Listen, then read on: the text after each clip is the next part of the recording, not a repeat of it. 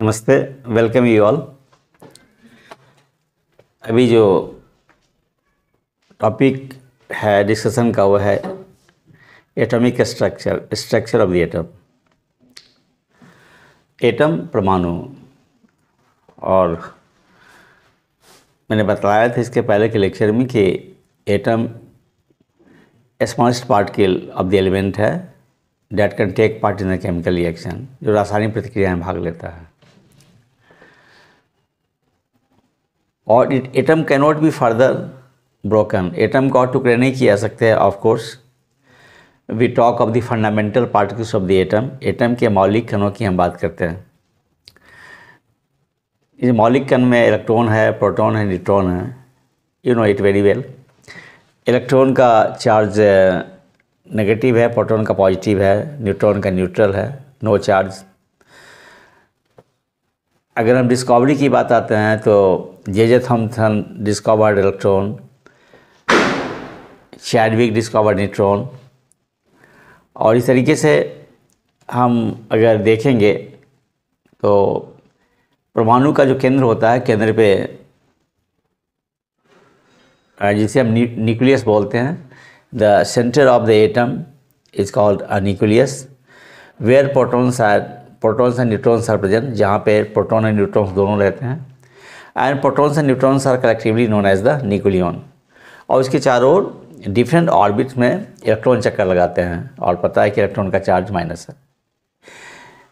यदि हम रिलेटिव अगर हम ये चार्ज की बात करेंगे तो इलेक्ट्रॉन का चार्ज -1, प्रोटॉन का चार्ज +1, न्यूट्रॉन का चार्ज 0, राइट। अगर हम रिलेटिव मास की बात करते हैं तो इस स्थिति में mass of the electron is considered to be a zero तो नहीं, बल्कि वेरी वेरी स्मॉल, काफ़ी नगण्य होता है इलेक्ट्रॉन की मात्रा। इट इज़ 1/1/1834 या समवेयर इट इज़ 1/1840। और प्रोटॉन का 1, न्यूट्रॉन का 1, इट्स मोर देन 1, लेकिन रिलेटिव 1 है। अब देखेंगे हम लोग इस चैप्टर के अंदर कि एटॉमिक नंबर क्या होता है, मास नंबर क्या होता है, आइसोटोप्स क्या है, आइसोवास क्या है, एप्लीकेशंस उनके क्या है, how the electrons are distributed in shells are the sub shells, ये देखेंगे। फिर you will see some of the problems that will explain the chapter very clear. So this is our topic of discussion, structure of the atom. ये Thompson model of atom है। Thompson model के बारे में बता दूं आपको कि जैसे आपने वाटर मिलॉन को देखा है, जिसको हम तारबूज बोलते हैं, तो तारबूज में देखिए कि अंदर का भाग लाल होता है और उसमें कहीं के बीज होते हैं, ब्लैक सीड्स होते हैं। तो ये जो थॉमसन साहब थे जिन्होंने इलेक्ट्रॉन का डिस्कवरी किया, उनका कहना था कि बीज जो है वो आपका माइनस है और लाल वाला पार्ट जो है वो प्लस है। उन्होंने कहा कि थॉमसन का मॉडल भी यही बताया कि एटम में पॉजिटिव चार्ज और नेगेटिव चार्ज है, and that's why the whole atom as a whole is neutral. जितना पॉजिटिव है उतना ही नेगेटिव है, इसलिए एटम न्यूट्रल होता है। हम देख लिया, ये डायग्राम हमारा है। ये इस डायग्राम आपने देखा, ये कि थॉमसन्स मॉडल ऑफ एटम को बताया है। दिस इज वाटर मिलॉन, ये मान लीजिए दिस इज से वाटर मेलॉन। अब इसमें क्या एग्जांपल है, ये गोल है ये, और ये देख रहे हैं कि ये जो पार्ट आप देख रहे हो ये रेड पार्ट है ये, और रेड पार्ट को उसने कहा पॉजिटिव चार्ज, और जो सीड है ये this one is a seed आपका इलेक्ट्रॉन है, याद रखेंगे। Red part of the very well you can compare the according to Thomson you can compare the atom with that of the watermelon. और जिस तरीके से एटम में पॉजिटिव चार्ज और नेगेटिव चार्ज होते हैं, इलेक्ट्रॉन प्रोटॉन्स होते हैं, उसी तरीके से हमारा वाटरमेलन में क्या हुआ, रेड पार्ट जो हुआ पॉजिटिव चार्ज हो गया, और ब्लैक सीड जो हुआ वो क्या है, नेगेटिव चार्ज हो गया, it is electron. This unstable model.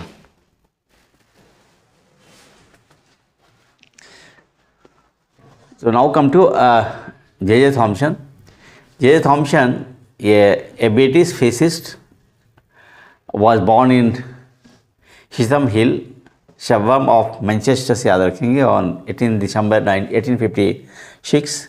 He was awarded Nobel Prize in Physics in 1906 for his work on the discovery of electron. Electron के डिस्कवरी के कारण उन्हें नोबेल प्राइज मिला था.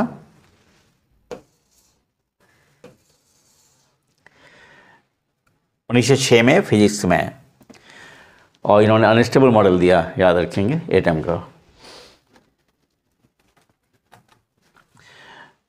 नेक्स्ट उसी को समअप किया थॉमसन ने कि an atom consist of a positively charge sphere and the electrons are embedded in it. Second the point, the negative and positive charges are equal in magnitude, show that the atom as a whole is electrically neutral. This is first one. This the second postulate of Thomson. याद रखेंगे, इस Thompson का postulate सही है. However, the Thomson's model explained that the atoms are electrically neutral. The results of the experiments carried out by other scientists could not be explained by this model.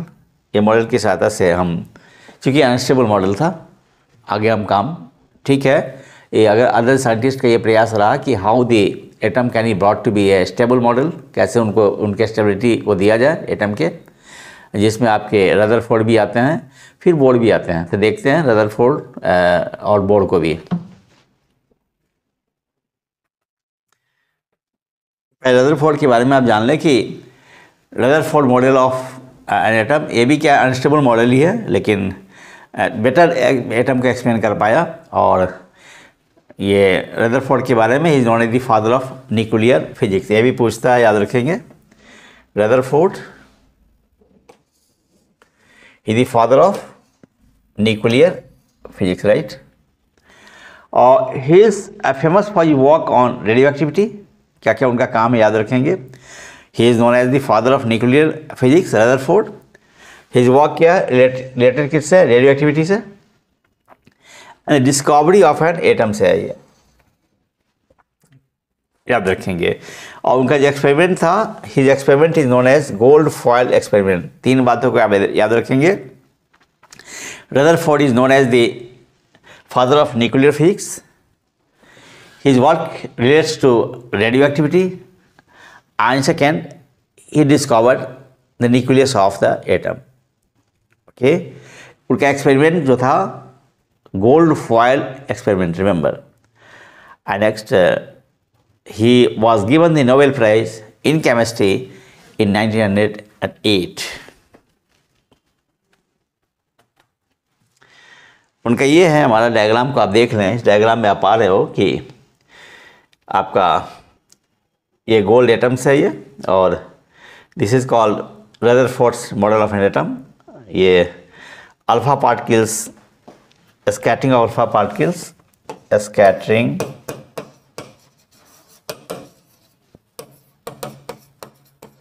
of alpha particles by gold foil, याद रखेंगे. इसमें आप देख रहे हैं कि जो अधिकांश जो ये अल्फा पार्टिकल्स जो हैं, ये this one is alpha particles.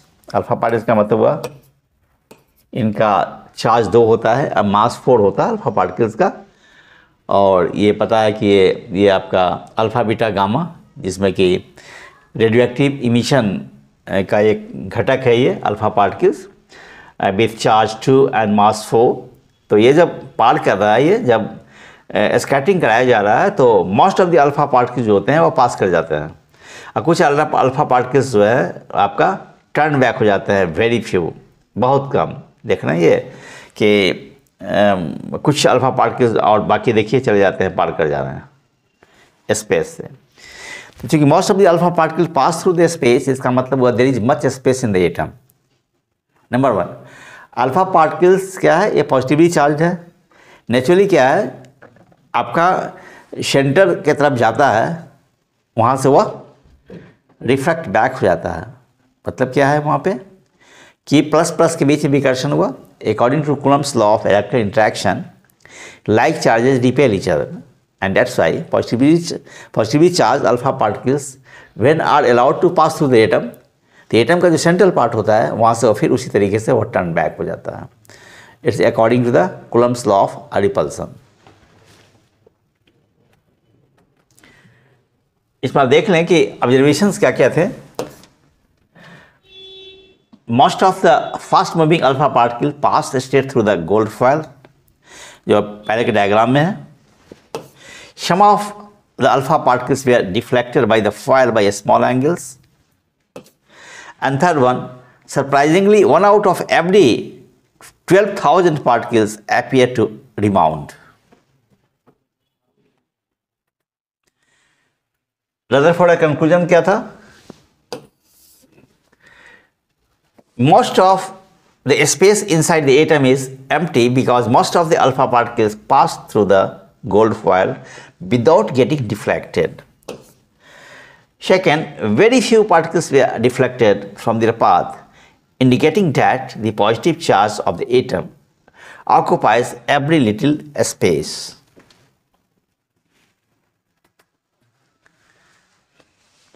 Third, a very small fraction of alpha particles were deflected by 1800, indicating that all the positive charge and mass of the gold atom were concentrated in a very small volume within the atom, जो मैंने पहले बता दिया आपको. Or from the data also calculated that the radius of the nucleus is about 10⁵ times less than the radius of the atom. यदि हम बात करें यहाँ पे तो R a radius of the atom, it is of the order of 10⁻⁻10 meter.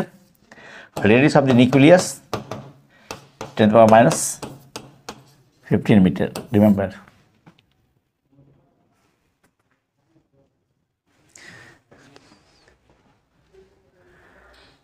Now come, अब क्या है कि उसके बोर्स के मॉडल के पॉस्टुलेट्स क्या हैं आप देख लें.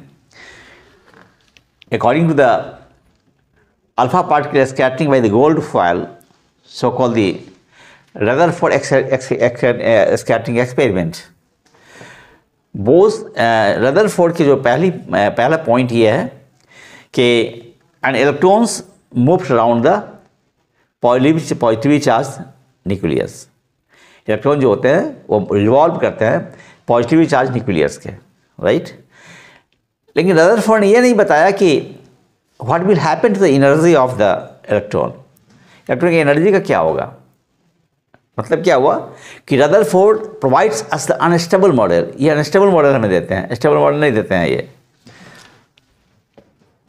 तो देख रहे हैं हमारा पोस्टुलेट्स जो है रदरफोर्ड के. पहला, there is a positively charge centre in an atom called the nucleus. Nearly all the mass of an atom resides in the nucleus. Second point, the electrons revolve around the nucleus in circular path.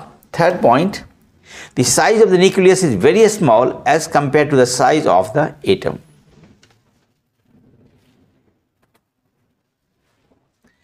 Now drawbacks देख लें क्या कहानी है ये. जो मैंने बताया unstable है ये. The revolution of the electron in a circular orbit is not expected to be stable. Any particle in a circular orbit would undergo acceleration. During acceleration, charged particles would radiate energy. Thus, the revolving electron would lose energy and finally fall into the nucleus. देखिए, जैसे आप मान लेते हैं कि कोई आप circular track पर चक्कर लगाते हैं, तो मान ले वही है, यू आर द इलेक्ट्रॉन, आप भी इलेक्ट्रॉन है, और सर्कुलर ट्रैक जो है वो आपका ऑर्बिट है ये. तो होना क्या है ये कि ये जब भी अगर कोई भी चार्ज पार्टिकल घूमेगा, मान लीजिए you are the charge particle, तो कोई भी चार्ज पार्टिकल यदि घूमता है सर्कुलर ट्रैक पे, तो कंटिन्यूसली उसकी एनर्जी में कमी आएगी. Continuously there is a loss of energy, और लॉस ऑफ एनर्जी होगा तो क्या होगा, सर्कुलर ट्रैक का रेडियस घटता जाएगा घटता जाएगा घटता जाएगा. फाइनली वो चार्ज पार्टिकल किस में मिल जाएगा,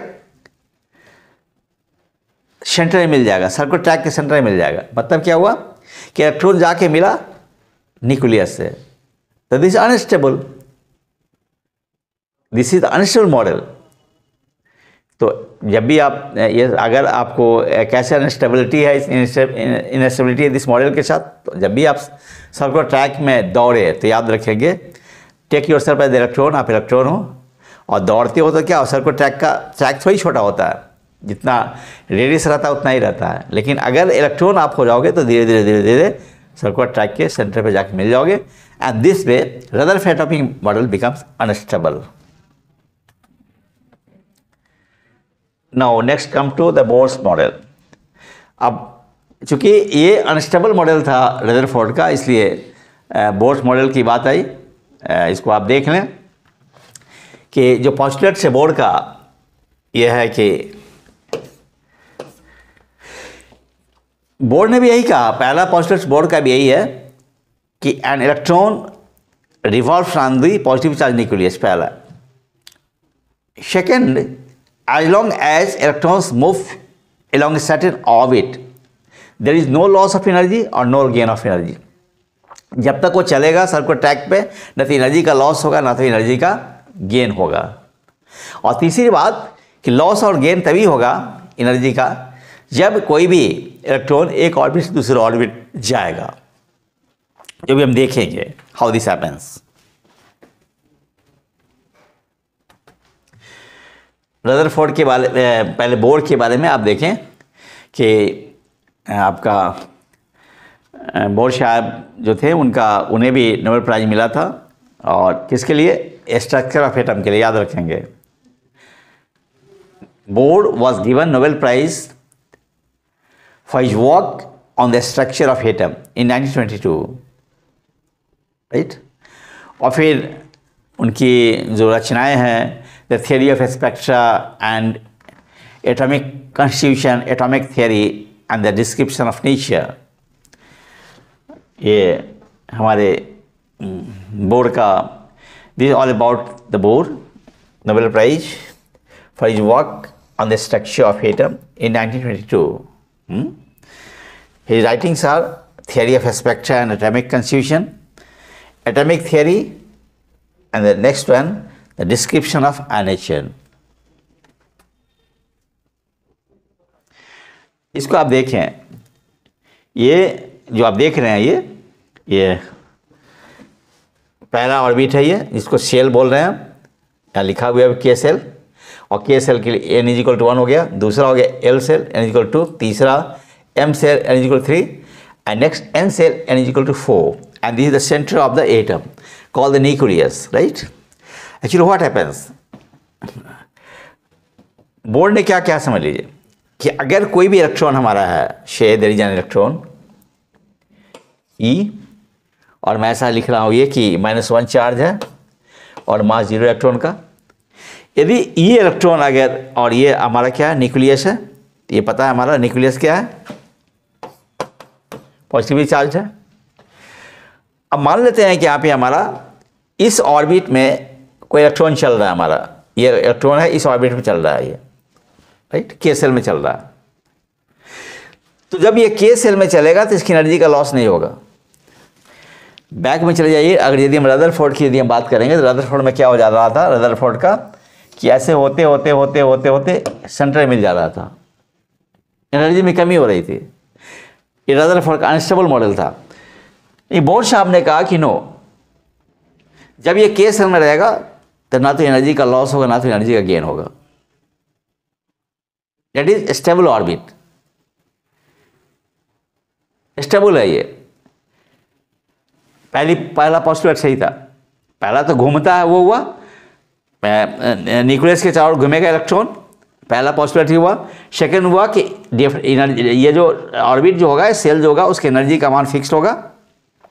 और तीसरी बात उन्होंने कही कि जब ये इलेक्ट्रॉन देख लीजिए यहाँ पे, अगर सपोज करें कि यहाँ पे कोई इलेक्ट्रॉन है, ये इलेक्ट्रॉन यदि यहाँ से यहाँ जाता है जंप करके, यानी के सेल का इलेक्ट्रॉन यदि एल सेल में चला गया तो के सेल के इलेक्ट्रॉन को एल सेल में जाने के लिए एनर्जी चाहिए, absorption of energy will take place, तब क्या होगा, ऊर्जा की जरूरत पड़ेगी। और यदि इसी इलेक्ट्रॉन को यहाँ से बैक होना पड़ेगा, मान लो एल सेल से के सेल में बैक होना पड़ेगा, एनर्जी का रिलीज होगा। तो याद रखेंगे कि जब भी कोई इलेक्ट्रॉन लो एनर्जी लेवल से हाई एनर्जी लेवल में जाएगा। लो का मतलब K shell, high energy level L shell. कोई भी इलेक्ट्रॉन लो एनर्जी लेवल से हाई एनर्जी लेवल में जाएगा, एनर्जी इज एब्जॉर्ब्ड, याद रखेंगे। और कोई भी इलेक्ट्रॉन हाई एनर्जी लेवल से लो एनर्जी में आएगा तो क्या होगा, एनर्जी इज रिलीज्ड, ऊर्जा निकलेगी। कितनी ऊर्जा निकलेगी, उसके लिए फॉर्मूला है, वह है E is equal to H nu. यहाँ पे इतनी एनर्जी निकलेगी, जहाँ पे E क्या है, एनर्जी, या तो एब्जॉर्ब होगा, यहाँ से यहाँ तक जाने के लिए एनर्जी कितनी चाहिए, एच इंटू न्यू के बराबर। और यदि एल सेल से के अगर के सेल में आएगा तो एनर्जी कितनी निकलेगी, एच इंटू न्यू के बराबर। तो ये क्या है, एनर्जी रिलीज्ड या ऑब्जर्व दोनों हो सकता है, एनर्जी। और न्यू क्या है, प्लांक्स कांस्टेंट है, न्यू सॉरी एच क्या है, Planck's constant, x Planck's constant. और इसका मान होता है 6.63 10⁻⁻34 जूल सेकेंड, याद रखेंगे। एच का मान कितना होता है, 6.63 × 10⁻34 joule second. This is called Planck's constant. और न्यू क्या है, this is frequency of light. Light क्या हो, फ्रिक्वेंसी ऑफ एनर्जी, आवृत्ति होगी। तो कोई भी अगर इलेक्ट्रॉन का टेंशन होगा फ्रॉम लो एनर्जी लेवल से हाई, या हाई एनर्जी लेवल से लो एनर्जी में आएगा, हाई से जाने, लो से हाई में जाने पर एनर्जी एब्जॉर्ब होगा, और हाई से लो में आने में एनर्जी निकलेगी। Must remember. तो मैं कहूँगा कि बोर के जो 3 पॉस्टुलेट्स हो गए। पहला कि an electron negatively charge electrons moves around the positive charge nucleus. Second, an electron moves in the orbit of fixed energy, so called stable energy, stationary energy. And third point, if there is transfer of electron from one cell to another cell, from one energy level to another energy level, it is from high to low to high, then energy is absorbed. And if transition takes place from high to low, energy is absorbed, energy is released, याद रखेंगे। इसको सीधा आप ऐसे भी कर सकते थे, ये देख लीजिए, ये के सेल है हमारा, एल सेल है, एम सेल है, एन सेल है। ये अगर के से यहाँ जाएगा एनर्जी की जरूरत पड़ेगा, और यहाँ से आएगा तो एनर्जी निकल जाएगी, energy will be release. This is what the Bohr's postulates of atom speaks to.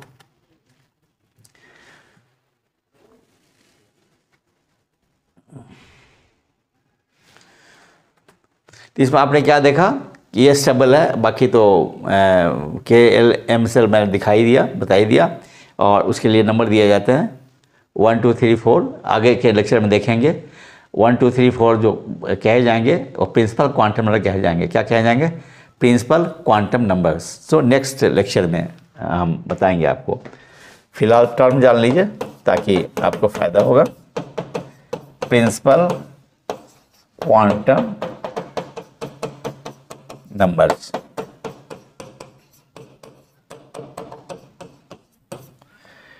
ये क्या कहलाएंगे हमारे, these are the numbers called principal quantum numbers. आगे भी होंगे क्वांटम नंबर्स जिसकी चर्चा हम करेंगे। प्रिंसिपल होंगे, एजीमुथल होंगे, मैटिक होंगे, स्पिन होंगे, वो in our next lecture we will C.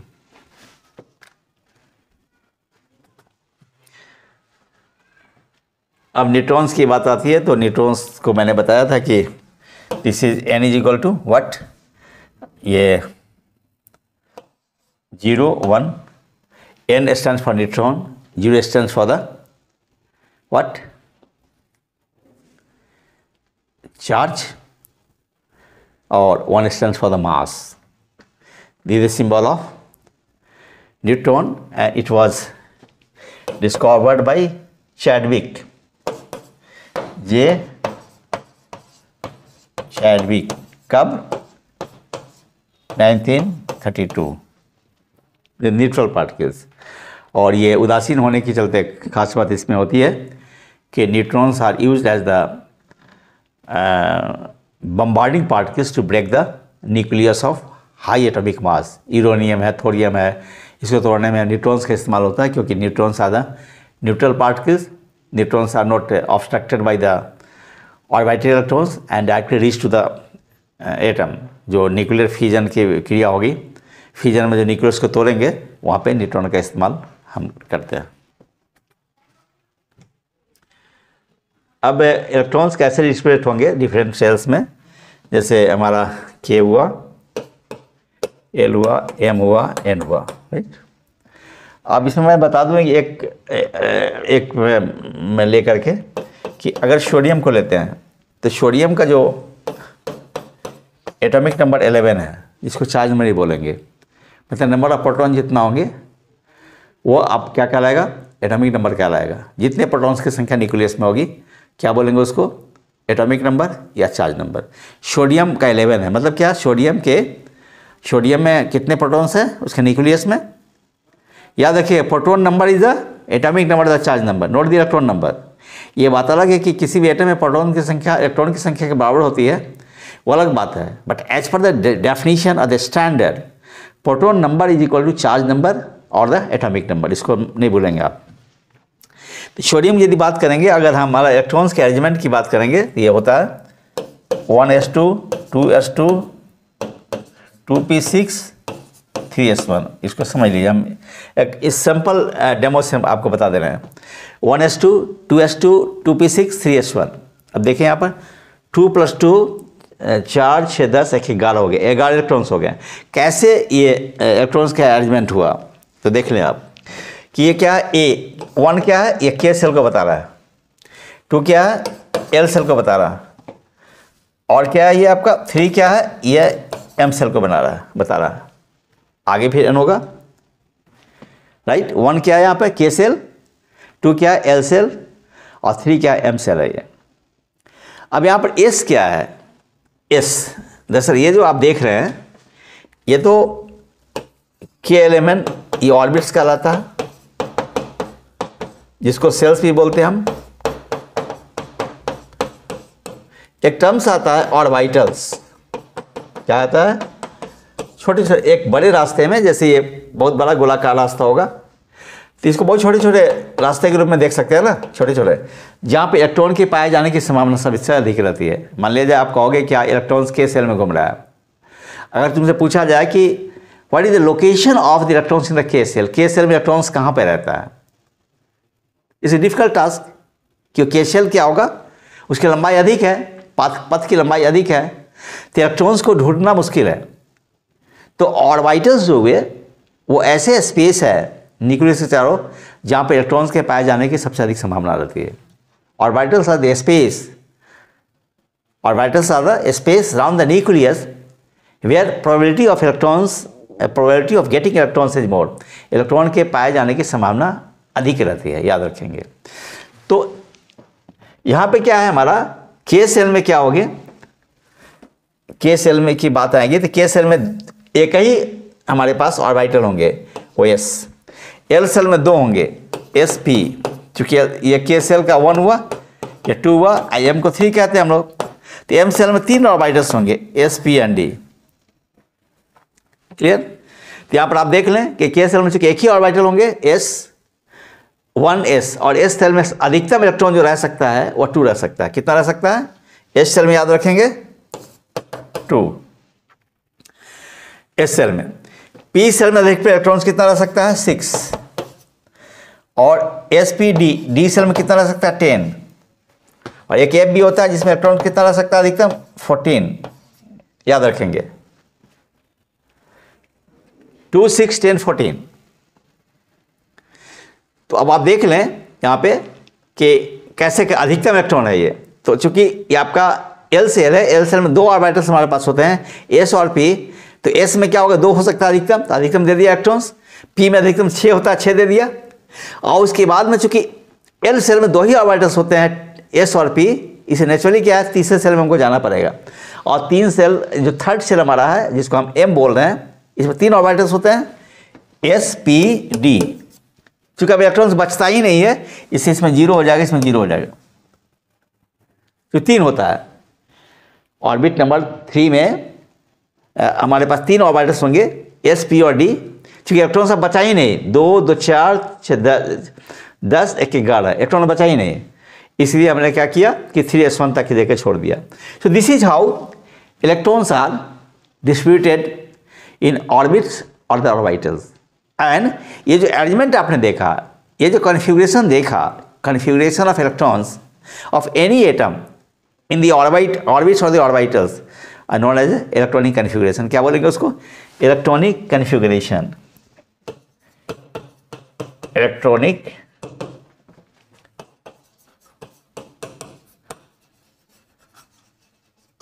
Configuration, right.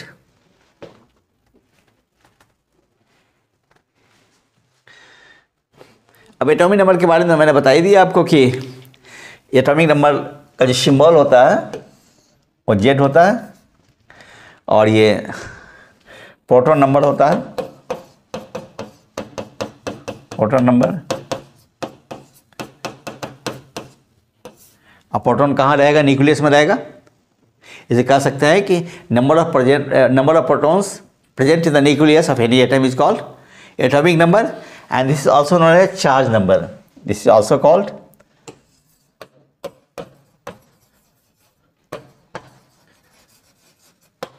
यदि हम हाइड्रोजन की बात करेंगे तो इसका 1 होता है, ऑक्सीजन की बात करेंगे तो इसका 8 होता है, यदि हम नाइट्रोजन की बात करेंगे तो 7 होता है, कार्बन की बात करें तो 6 होता है।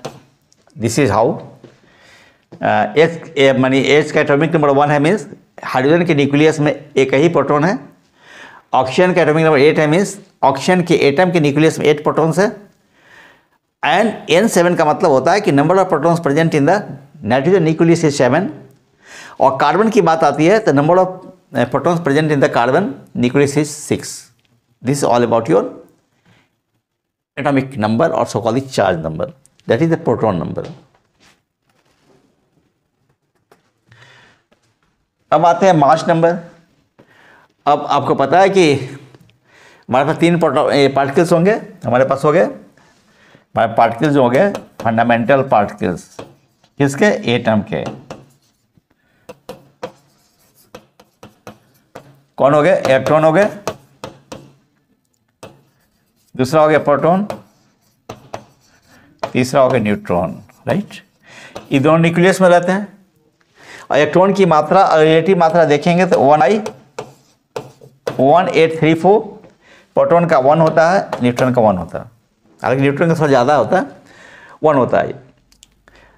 अब देखिए यहाँ पर अगर आपसे पूछा जाए कि मास नंबर क्या है, तो चूंकि क्या है, मास नंबर का मतलब होता है कि इलेक्ट्रॉन की संख्या प्लस प्रोटॉन की संख्या प्लस न्यूट्रॉन की संख्या, तीनों होगा, तीनों एक होगा।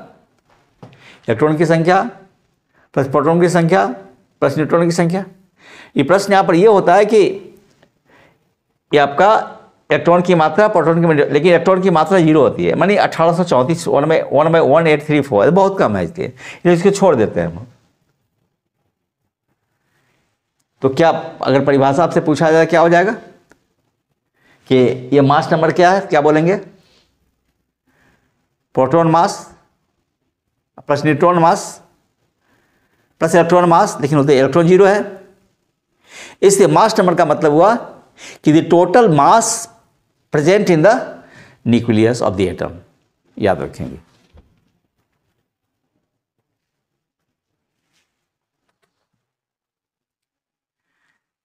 ये सब तो अब बताया गया। जैसे मानिए अगर एल्युमिनियम की मात्रा की बात करेंगे 27 यूनिट्स, क्योंकि इसके न्यूक्लियस में 13 प्रोटॉन होते हैं, 14 न्यूट्रॉन्स होते हैं, तो जोड़ देंगे तो हमारा 27 हो जाएगा। याद रखेंगे, यहाँ पे देख लीजिए एग्जाम्पल के रूप में। ओके, यहाँ भी आप देख सकते हैं कि अगर कोई भी एटम का सिंबल देना पड़ेगा, मान लिया जाए हमारे पास कोई एटम है, ओके, एटम का सिंबल देना है, ये यहाँ पर है भी, देखिए ये। अब मैं जनरल कर दूँ, ए एटम, ये हमारा क्या हो जाएगा? जेड हो जाएगा, ये हमारा ए हो जाएगा। ये ए का मतलब हुआ मास नंबर और एटॉमिक नंबर मीन्स जेड, और ए का मतलब क्या हुआ? एटम, ये आपके एटम को बता रहा। तो this is how you get the symbol for the atom. Next come to the isotopes. Isotope का मतलब होता है, कुछ एग्जाम्पल्स आप देख लें यहाँ पे।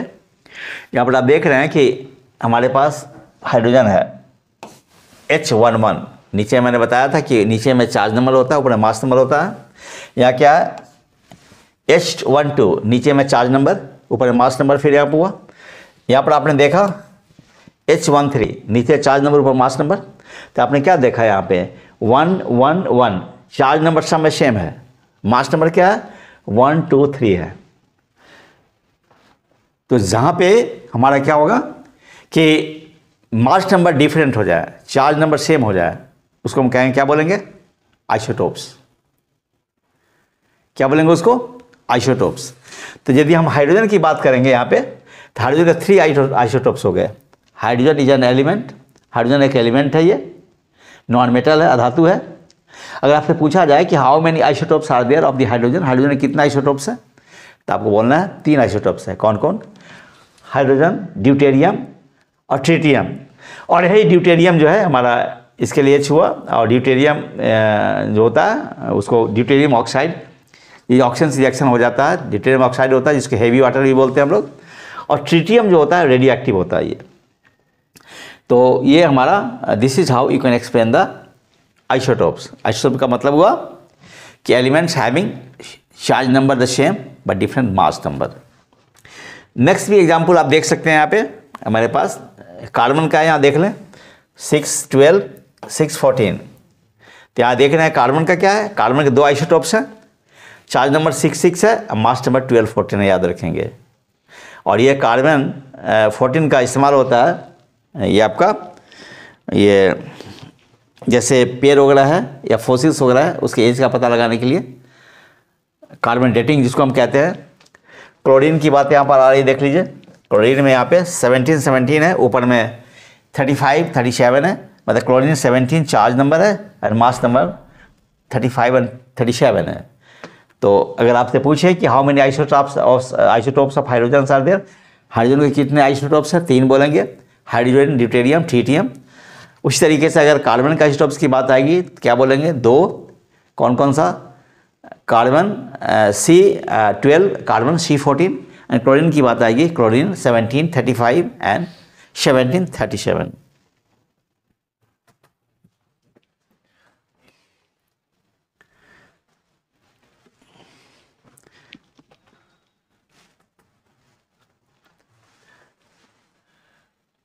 अब ये तो हम लोगों ने निकाला है मास को, वो इट्स नॉट नीडेड, जरूरत नहीं है, already I have explained. Same चीज़ है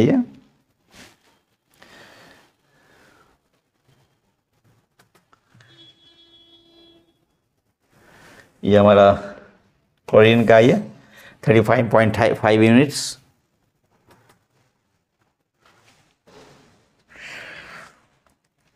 हम देखेंगे एप्लीकेशंस और आइसोटोप्स का एप्लीकेशंस देखेंगे। Isotopes,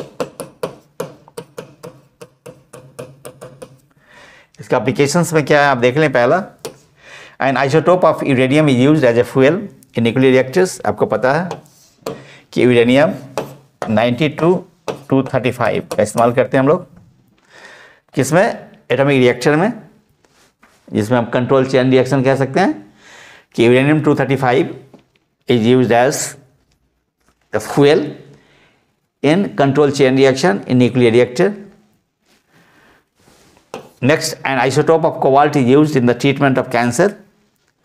And next, an isotope of iodine is used in the treatment of guanidine. याद रखेंगे, पहला हमारा न्यूक्लियर फ्यूल के रूप में यूरेनियम है, सेकेंड हमारा कैंसर में क्या है, कोबाल्ट है, एंड गुआनिडीन के ट्रीटमेंट में क्या है, आयोडीन है, रिमेंबर।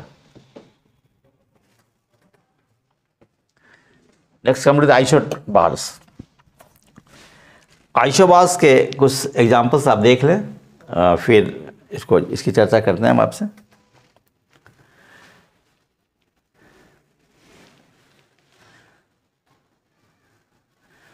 यस, देख लें आइसोबार्स में कि 2 एलिमेंट्स हमारे पास कैल्शियम है। कैल्शियम का सिंबल ऐसा होता है Ca2040। और यहाँ पे आप देख रहे हैं नेक्स्ट है आर्गन। यहाँ देख लें, ये आर्गन, आर्गन का क्या है यहाँ पे, आर्गन 1840, दोनों में आप क्या देख रहे हैं यहाँ पे। इसके पहले आपने क्या देखा था, H11, H12, H13 या क्या देखा था, C612, C614। यहाँ पर क्या आप देख रहे हैं, यहाँ पर क्या है, चार्ज नंबर सेम है, मास नंबर डिफरेंट है। यहाँ पर क्या है, चार्ज नंबर डिफरेंट है, मास नंबर सेम है, राइट। तो elements having same charge number but different mass number, same charge number but different mass number, यहाँ पर मास नंबर ही डिफरेंट हो गया ये, सॉरी चार्ज नंबर सेम है, मास नंबर डिफरेंट है, चार्ज नंबर डिफरेंट है, मास नंबर सेम है। यहाँ पर आपका मास नंबर डिफरेंट है, यहाँ पे डिफरेंट जेड, यहाँ पर क्या है, और सेम मास मीन्स ए, ये दोनों में। यहाँ पे क्या होगा, सेम जेड ए डिफरेंट, याद रखेंगे। इस सब में चार्ज नंबर सेम है, यहाँ पर चार्ज नंबर डिफरेंट है, यहाँ पर मास नंबर डिफरेंट है, यहाँ पर मास नंबर सेम है। जब मास नंबर सेम हो जाएगा और चार्ज नंबर डिफरेंट हो जाएगा, उसको हम बोलेंगे आइसोबार्स, याद रखेंगे। Now summary of the topic discussed. First मैंने बता दिया था कि इलेक्ट्रॉन का डिस्कवरी किसने किया, जे थॉमसन। प्रोटॉन का डिस्कवरी किसने किया, ई Goldstein. J Thomson proposed that electrons are embedded in a positive sphere, unstable model, stable model किसका, एटम का। Rutherford's alpha particle scattering experiment led to the discovery of the atomic nucleus, लेकिन ये model unstable है, unstable model.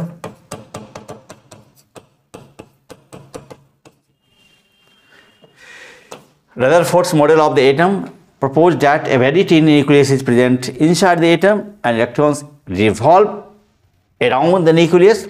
The stability of the atom could not be explained by this model. मैंने बताया unstable model. Now it's the Bohr's models. It's the stable model. Stable model. Board के model क्या है, ये stable है। लेकिन इसमें खास बात यह है कि बोर्स के मॉडल जो होते हैं वो वन इलेक्ट्रॉन सिस्टम, इस हाइड्रोजन का जो एटम होगा, या अगर हम हीलियम से क्या करें, इलेक्ट्रॉन निकाल दें, क्योंकि हीलियम में क्या होता है, 2 इलेक्ट्रॉन्स होते हैं, चार्ज नंबर 2 होता है हीलियम का, 1 निकाल दें तो ionize helium means both atom are very successful in explaining hydrogen and hydrogen like atoms. लेकिन अगर हम हायर चार्ज नंबर पे जाएंगे तो फिर हमारा बोर भी फेल हो जाता है। इसके लिए अलग से हमारे पास मॉडल्स आते हैं, एटम के श्रोडिंजर्स वगैरह आते हैं, वो जिसकी चर्चा यहाँ पर ज़रूरी नहीं है। ये नेक्स्ट सेल्स के बारे में मैंने बता ही दिया था। Valency is the combining capacity of an atom, वो लास्ट क्लास में भी हुआ था। Atomic number of an element is the same as the number of protons in the nucleus. Remember,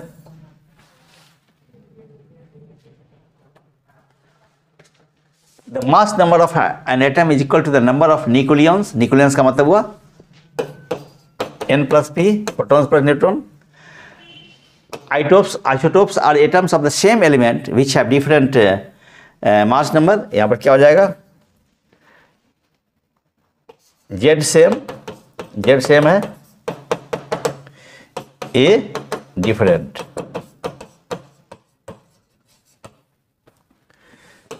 Isobars are atoms having the same mass number but different atomic number. यहाँ पर क्या है, A same, Z different.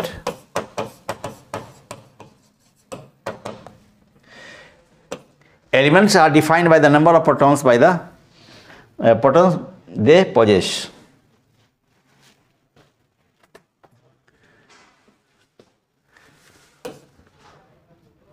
The mass number of an atom is equal to the number of nucleons in the nucleus. Nucleons का मतलब फिर यही कहूँगा मैं, neutrons plus protons. Isotopes are atoms of the same element which have different mass number. Isotopes, already we have discussed this. Now there are few questions from you. आपके लिए कुछ questions है जो हमने चैप्टर को डिस्कस के आधार पर इस क्वेश्चन को सॉल्व करने का प्रयास करेंगे, और यदि कोई प्रॉब्लम्स होगा तो उसको मेरे व्हाट्सएप नंबर पर दे देंगे। पहला क्वेश्चन है, on the basis of Thomson's model of an atom explain how the atom is neutral as whole. Second question, on the basis of Rutherford's model of an atom which sub atomic particle is present in the nucleus of an atom. Third, draw a sketch of the Bose model of an atom with 3 cells.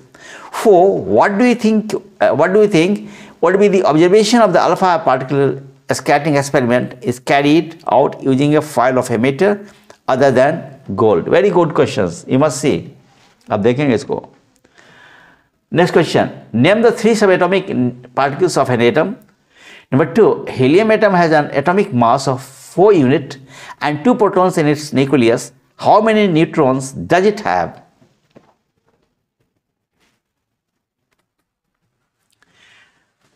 Next question, write the distribution of electrons in carbon and sodium atoms. Electrons की distribution तो मैं थोड़ा help कर दे रहा हूँ। पता है आपको कि कार्बन का 6 है ये, और सोडियम का हमारे पास 11 है। इससे आप कर लेंगे, इसका तो मैंने बता ही दिया था। यहाँ पे क्या नेक्स्ट है हमारा, if K and L cells of an atom are full, then what would be the total number of electrons in the atom?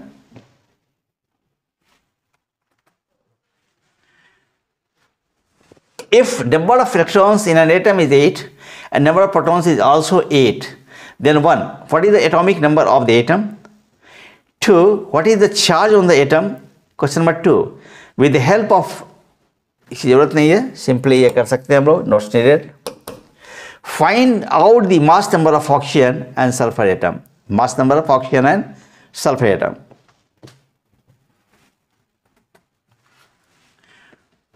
For the symbol HDT, tablet 3 subatomic particles and found in each of them.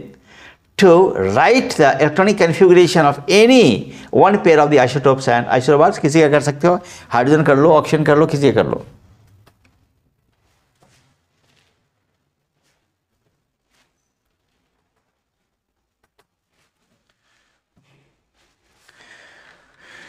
So this way we have gone through a discussion of atoms, isotopes, isobars, discovery of electrons, protons, neutrons, different models of atoms, electronic configuration, limitations by different models, isotopes and isobars and their applications. All the facts explained here have been kept in mind your exam. All the best. Thank you.